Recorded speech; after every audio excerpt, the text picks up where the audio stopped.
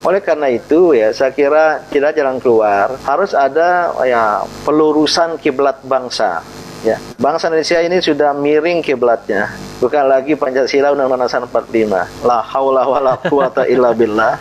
Nggak ada apa sama sekali. Ya, saya juga tidak takut gitu. Bapak ini orang baik, tapi saya lihat Bapak ini tidak mampu mengatasi orang-orang yang berniat buruk di sekitarnya. Ya, beliau diam saja gitu. Dia adalah Profesor Din Samsudin. Assalamualaikum. Waalaikumsalam warahmatullahi wabarakatuh. Kalau tahu mau dicecar nggak mau saya. Jadi karena menyecar orang membatalkan puasa. Oh gitu, Prof. Dicecar itu artinya dialog cerdas secara refleks, Prof. Itu bagus. Iya, jadi di Refli Harun Channel ini, alhamdulillah per hari ini subscribernya sudah 100.000, Prof, dalam jangka waktu luar biasa. Dalam jangka waktu 49 hari. Jadi Prof, saya merasa dapat kehormatan. 1 bulan lagi 2 kali lipat itu. Mudah-mudahan, insya Allah, Prof, insya Allah. Mudah-mudahan besok bisa tambah lagi 20.000 lagi. Karena ada Prof Din Samsudin. Gimana kabarnya, Prof?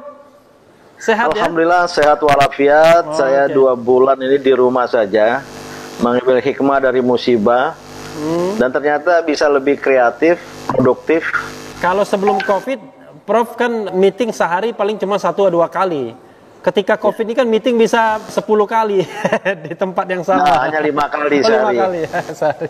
Ya Sobat Era sekalian, sebelum kita take video ini, beliau baru saja zooming dengan alumni Gontor ya. Prof, dalam rubrik dicecar ini, saya nanti akan bertanya banyak hal, Prof. Pertama-tama saya ingin tanya, Prof Din Samsudin bersama Prof Amin Rais, Prof Edi Suasono, dan tokoh-tokoh lainnya, itu termasuk yang mengajukan permohonan Perpu nomor 1 tahun 2020. Kan biasanya permohonan itu hanya mengikutkan tokoh besar, tapi tokohnya biasanya tidak partisipatif. Tapi tadi saya dengar malam ini bakal rapat juga di antara para pemohon.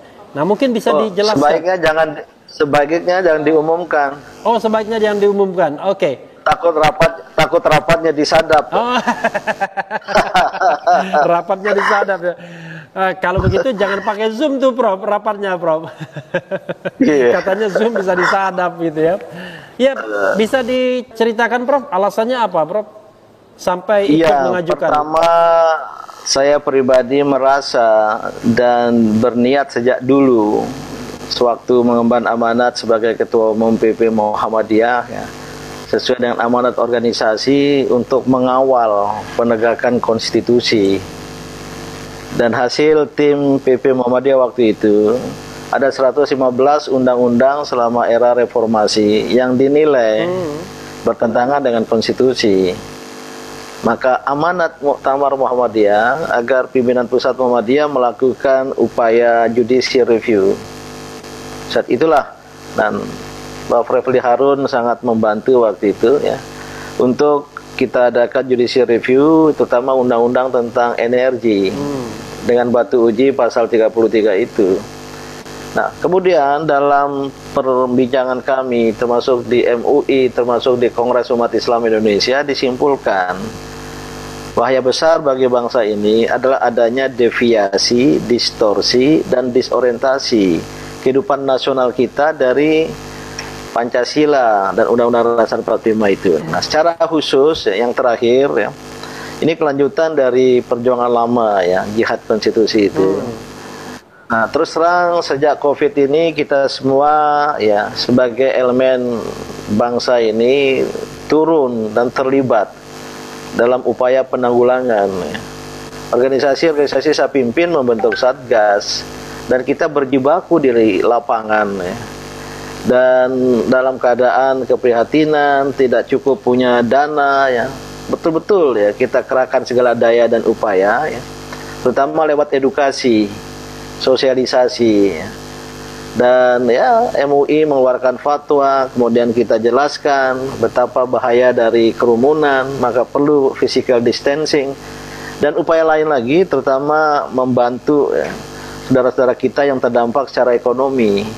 Maka kita penggalangan dana, filantropi Islam kita galakkan gitu. Alhamdulillah ya ada hasil. Nah di tengah itu kok tiba-tiba ada Perpu nomor 1 tahun 20 segera kita pelajari ya, secara selintas, common sense ya.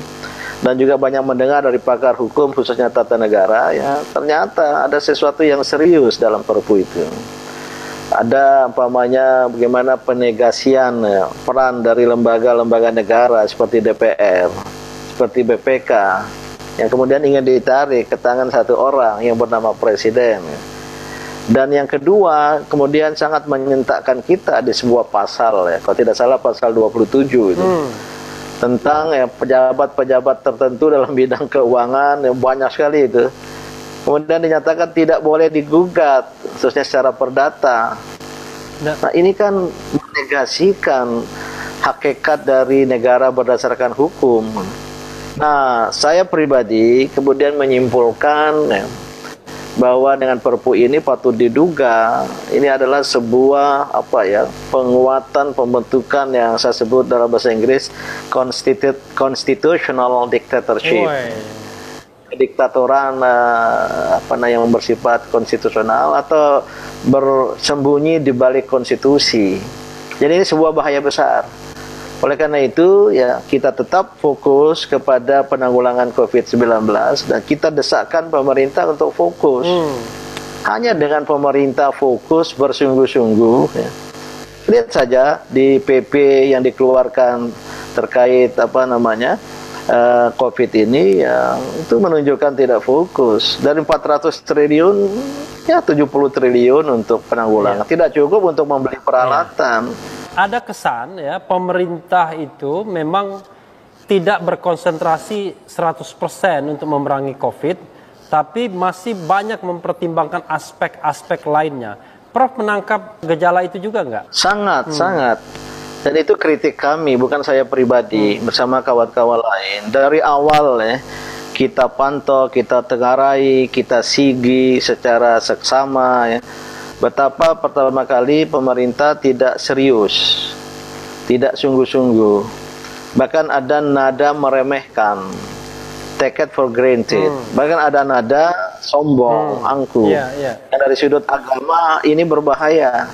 Seharusnya musibah seperti ini, apalagi pandemi, ini harus disikapi dengan husnuzon kepada Sang Pencipta, Allah Subhanahu wa Ta'ala. Tapi sikap, wah Indonesia tidak akan kena COVID. Ada pejabat mengatakan di mana itu corona? Oh kita tidak kena corona, karena kita makan, mohon maaf, ada yang bilang nasi kucing.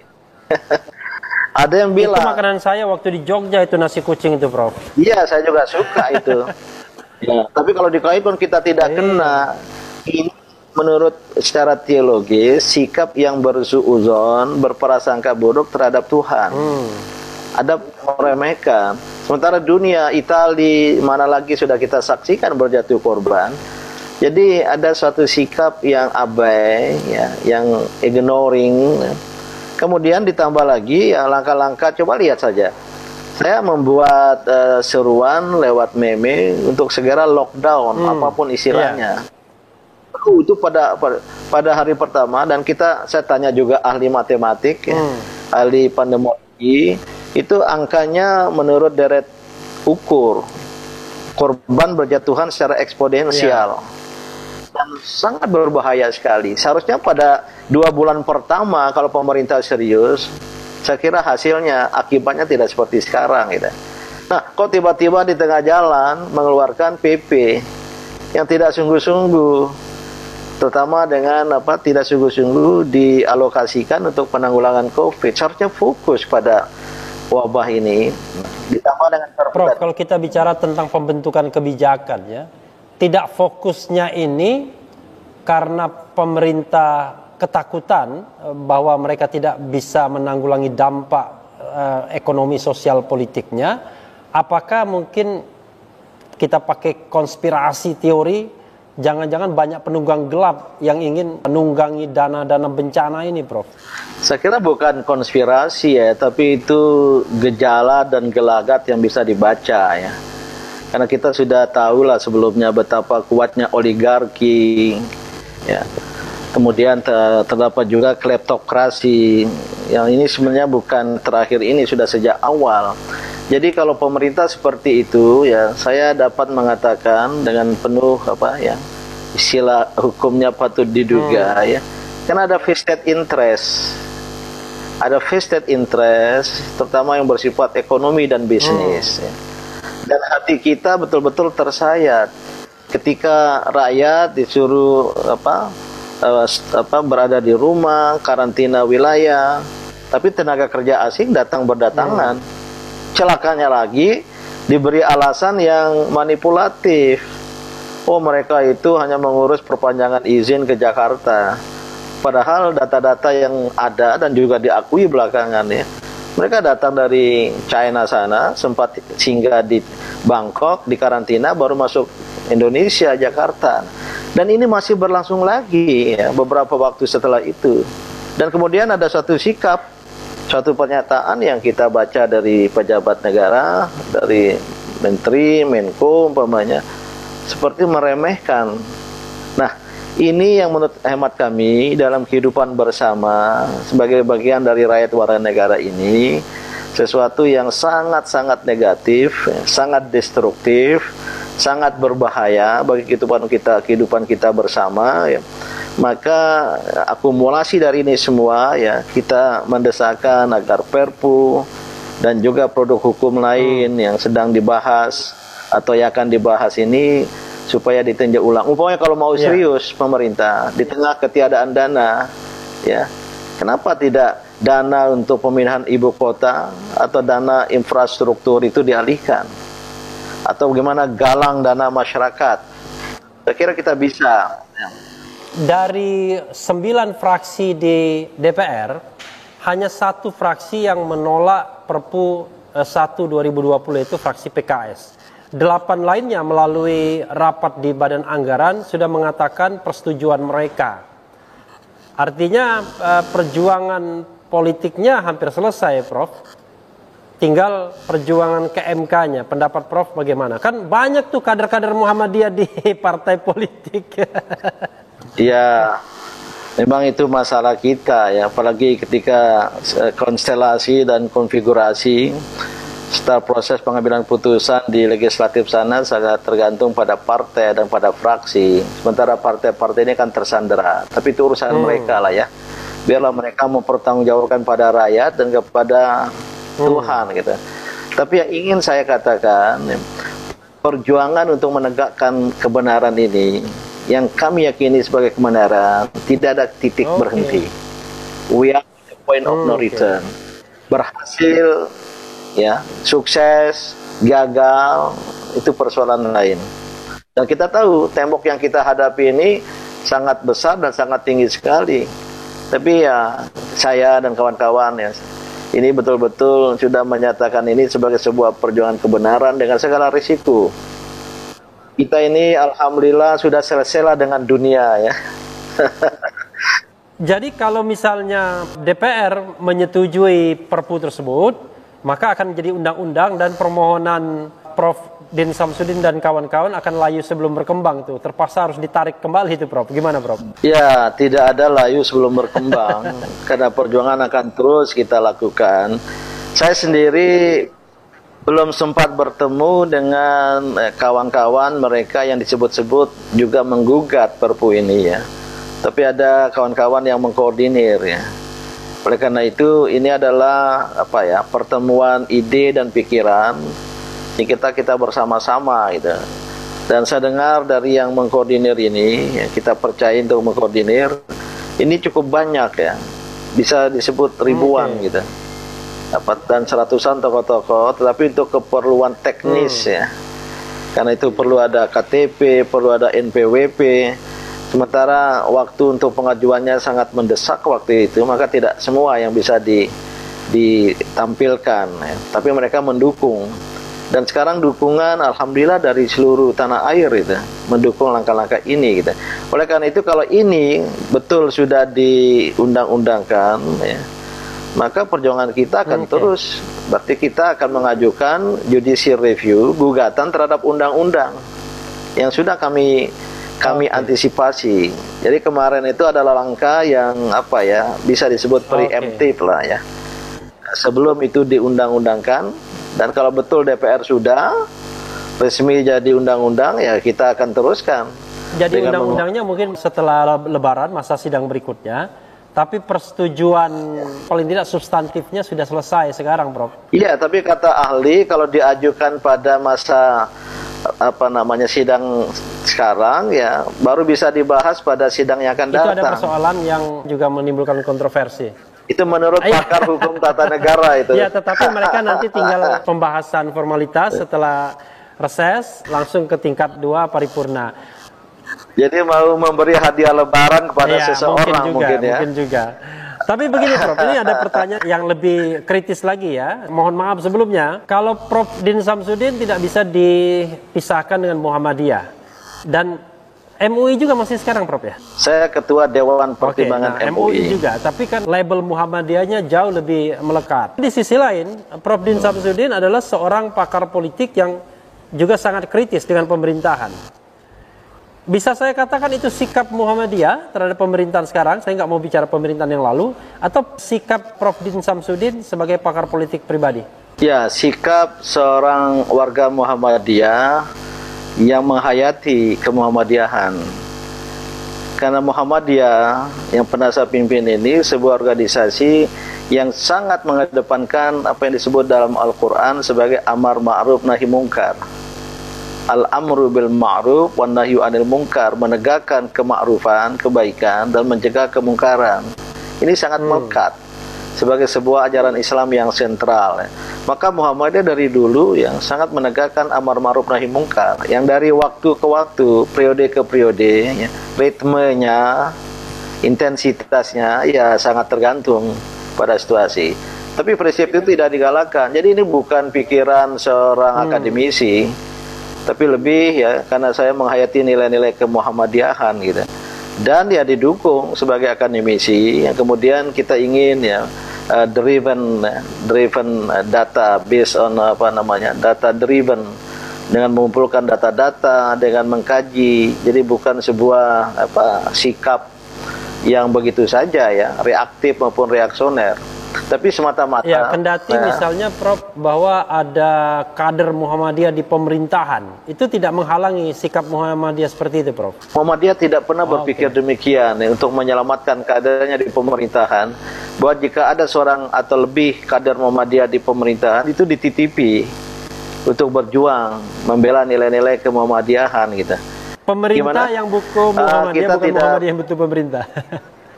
Kita tidak berpikir demikian, tapi hanya meyakini bahwa antara masyarakat, elemen masyarakat Madani seperti Muhammadiyah dan pemerintah itu saling membutuhkan. Muhammadiyah membutuhkan pemerintah agar ya, kehidupan kebangsaan kita baik dan benar, tapi pemerintah harus butuh masyarakat, terutama ya tidak akan jalan dalam segala penanggulangan masalah kebangsaan ini hanya oleh pemerintah sendiri. Karena khitah Muhammadiyah ya, yang diyakini oleh seluruh warga Muhammadiyah tidak terlibat dalam politik kekuasaan. Ya, seperti mendukung atau tidak mendukung seorang calon presiden atau wakil presiden. Tapi Muhammadiyah dengan amar ma'ruf nahi mungkar terlibat dan aktif dalam politik moral, high politik. Maka kalau mengkritik pemerintah, menggugat undang-undang, ini bagian dari politik moral. Yang bisalah disebut politik high politik adiluhung gitu. Pada setiap pilpres Muhammadiyah secara organisasi tidak berpihak. Tapi karena Muhammadiyah memberikan kebebasan kepada warganya untuk mendukung partai politik tertentu, untuk mendukung calon presiden atau calon wakil presiden tertentu, ya boleh jadi di lapangan itu Muhammadiyah ya bukan terbelah, terbagi. Yang mendukung terdistribusi, teralokasi secara proporsional. Kita tahu bahwa di era reformasi dulu juga, tapi saya mau bicara era reformasi, kader Muhammadiyah terutama Pak Amin Rais itu mendirikan partai politik, Partai Amanat Nasional, dan itu bisa dianggap sebagai representasi dari Muhammadiyah. Makanya mataharinya kan ada di sana, walaupun dibilang matahari Muhammadiyah lebih terang dibandingkan matahari PAN katanya kan begitu. Tapi sekarang PAN sepertinya mulai surut, ada isu pembentukan partai baru oleh Pak Amin Rais. Nah, apakah Prof. Din Samsudin bagian dari itu, Prof? Saya kira saya sudah lama meninggalkan partai politik ya.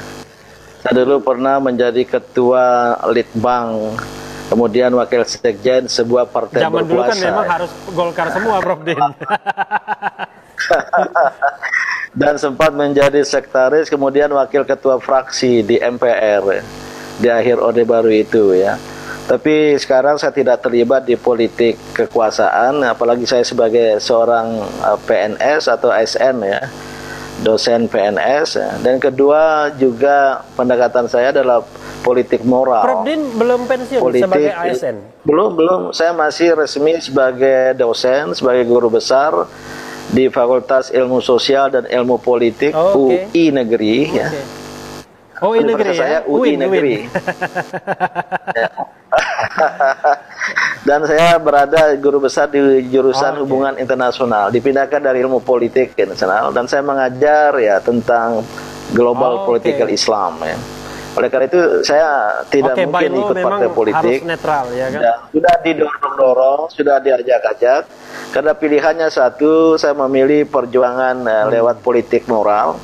Yang kedua, saya bergerak di perjuangan yang bersifat lintas, ya, lintas agama. Ya. Walaupun saya ASN banyak juga itu yang main politik itu, bahkan guru-guru besar ya kan. Kita tahu bahwa circle politik atau think tanknya calon-calon itu kan dosen-dosen atau guru-guru besar di perguruan tinggi negeri itu. Terlepas bahwa Prof adalah ASN ya, tapi bagaimana dengan katakanlah ya sepak terjang senior. Kalau kita lihat hierarki Muhammadiyah, Pak Amin yang menjadi ketuanya dulu, lalu kemudian Pak Syafi'i Ma'arif ya. Pak Amin tahun 95, ya, tapi hanya 3 tahun. Kan? Karena begitu mendirikan partai politik harus keluar dari kepemimpinan Muhammadiyah. Kemudian 2000 kan, setelah itu. Saya 2005 dan 2 periode, terpilih lagi 2010 sampai 2015. Bagaimana pandangan Prof Din terhadap rencana, sudah santer nih, besok saya interview Pak Amin juga, bahwa Pak Amin akan mendirikan partai baru nih. Ya, sebenarnya kan hak pribadi seorang rakyat warga negara dan hak warga negara untuk berserikat ya